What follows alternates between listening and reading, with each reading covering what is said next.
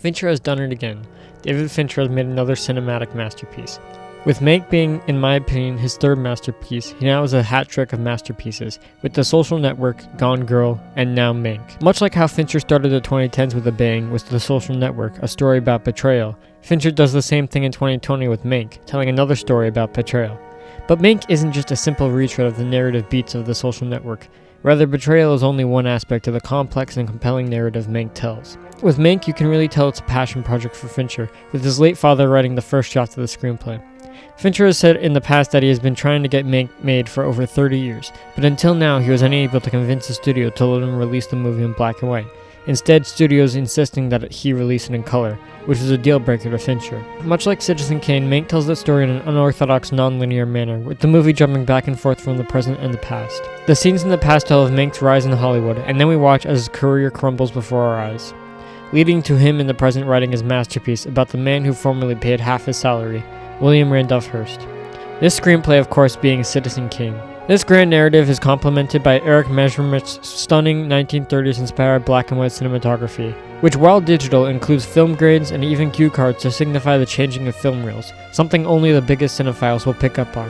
This attention to detail is what makes Fincher a master at his craft. While some may criticize him for making his actors quote-unquote suffer through dozens of takes, with him famously making Jesse Eisenberg and Rooney Mara do 99 takes of the opening scene in The Social Network, this dedication to getting a shot or scene right pays off big time in the final cut of the film.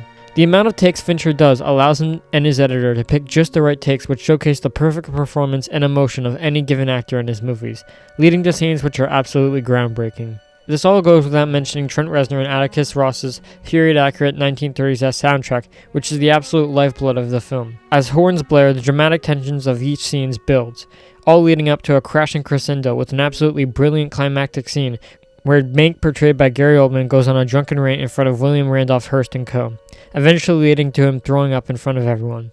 This is immediately followed up by Hearst telling Mank a story about the organ grinder's monkey, in which he compares Mank to a monkey in a suit who dances for the amusement of Hearst, and that without Hearst, Mank is nothing.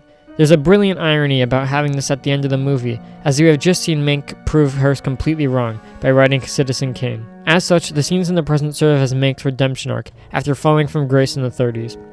Another core theme is the controversy over the true ownership of Citizen Kane's script. Many argue that Orson Welles is a credit for the brilliance of Citizen Kane's script, but this movie argues the contrary, that really Mank is the real genius behind Citizen Kane. In interviews, Fincher has described Mank as a testament against auteur theory, that being the theory that a film is the creative vision of one person, most of the time that one person being the director of a given movie.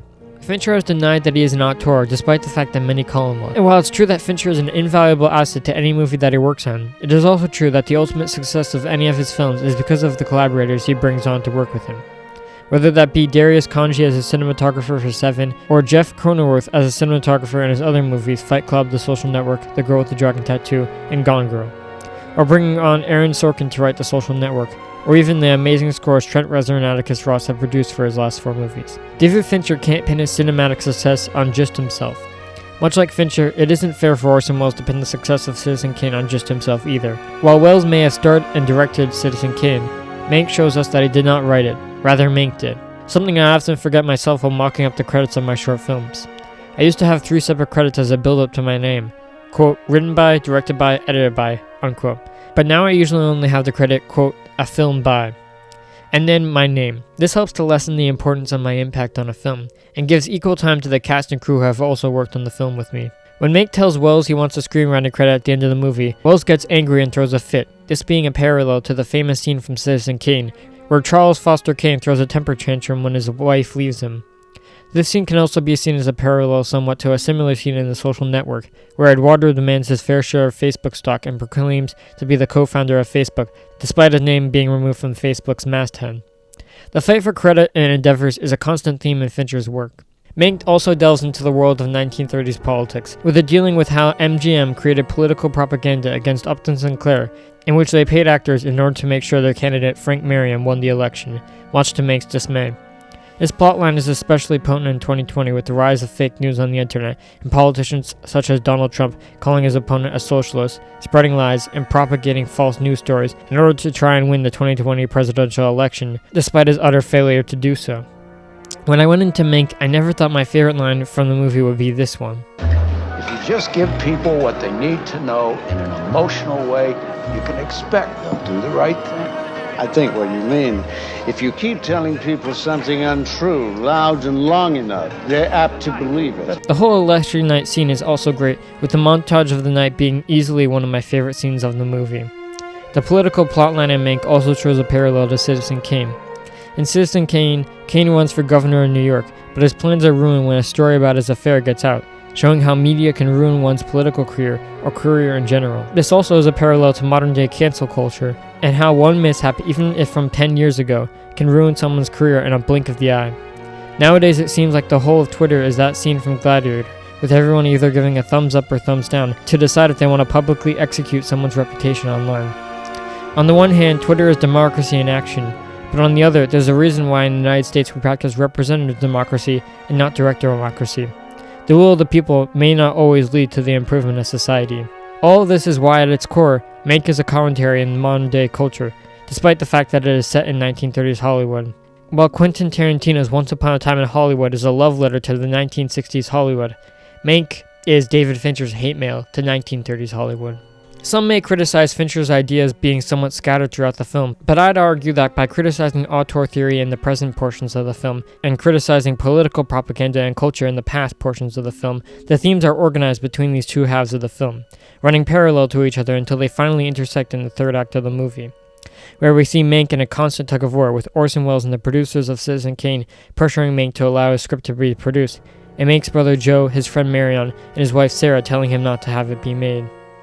Mank eventually decides to approve the script being made as long as he gets credit for it, allowing him to wear his scarlet letter loud and proud. Fincher presents Mank with two separate but connected angles to his story brilliantly, much like how in The Social Network he was able to comment on internet surveillance as well as greed, power, and friendship. As the saying goes, anything in moderation is good. I mentioned previously how Fincher's attention to detail is the cherry on top of Mank, so now I want to talk about some smaller things I liked about Mank. Firstly, the shot where Mank drops his glass and the camera pans down is brilliant, and possibly my favorite shot of the movie.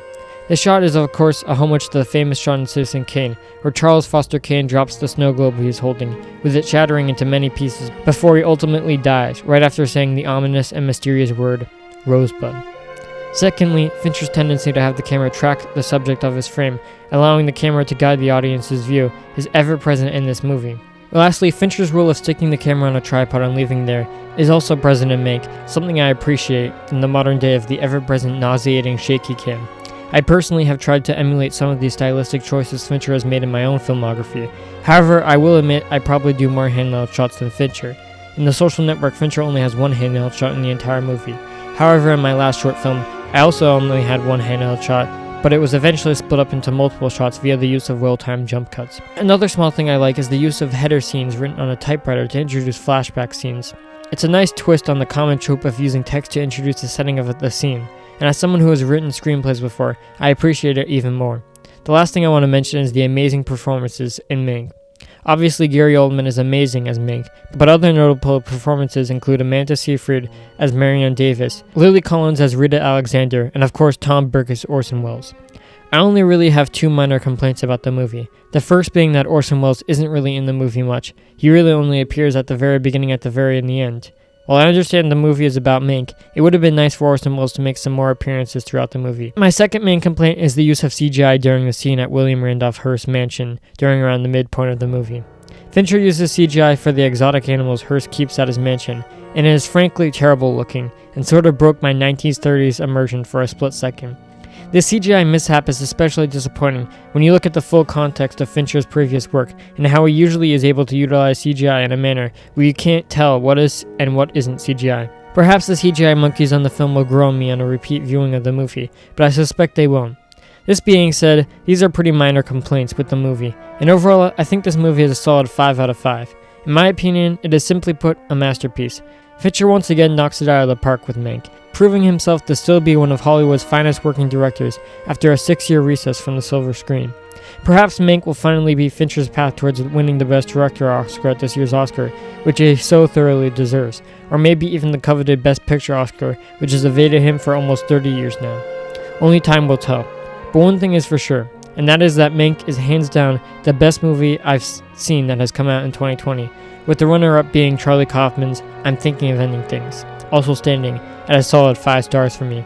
I find it unlikely that any movie will threaten Mank's place at the top. Perhaps if Dune was still coming out this year, it might have some competition, but alas, it was delayed. I've yet to see Tenet, and I plan on seeing it when it arrives on VOD on December 15th, but based on what I've heard about it, I'm doubtful it'll be as good as Mank in my eyes. Anyway, this has been my in-depth review and analysis of David Fincher's new movie Mank, now streaming on Netflix worldwide. I hope you enjoyed it. Make sure to like, comment, and subscribe, and I'll see you next time.